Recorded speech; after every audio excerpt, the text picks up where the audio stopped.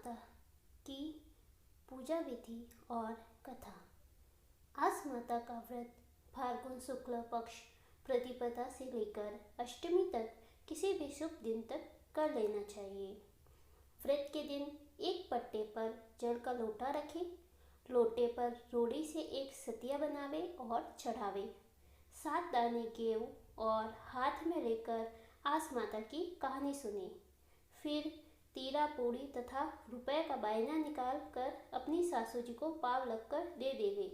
इसके बाद स्वयं भोजन करे। यदि किसी के लड़का हुआ हो तो या लड़के का विवाह हुआ हो तो आस माता की पूजा का उत्सव मनावे। 7 जगह 4-4 पूड़ी और सीरा रखकर उसके ऊपर एक साड़ी ब्लाउज तथा रुपया रखकर और उसके चारों ओर हाथ फिराकर उसे अपनी सासू जी के पाव लगकर दे देना चाहिए।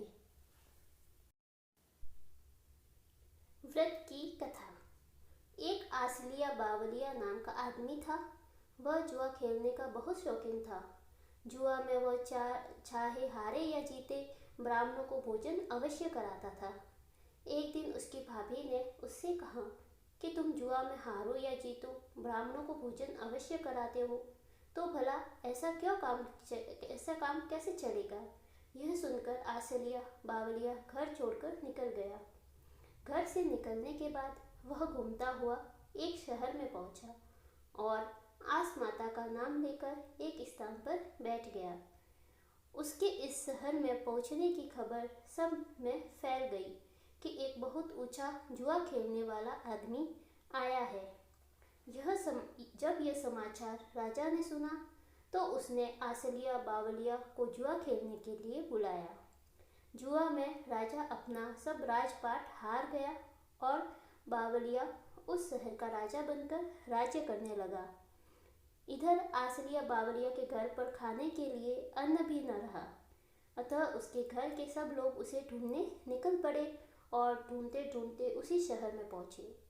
वहां पर जब उन लोगों को मालूम हुआ कि एक जुआरी ने राजा को जुआ के खेल में हराकर स्वयं राज्य कर रहा है, तब वह उसे देखने के लिए गए। राजा को देखकर उसकी माँ की आंखों से आंसू आ गए और वह कहने लगी कि बावलिया नाम का तेरा भी एक लड़का जुआ खेला करता था, इसलिए मैंने उसे घर से निकाल दिया था। ईश्वर जाने अब वह कहाँ होगा। इतना सुनते ही नया राजा बोल उठा कि माता, मैं तुम्हारा वह लड़का हूँ। वहाँ तुम्हारी करनी तुम्हारे साथ और हमारी करनी हमारे साथ।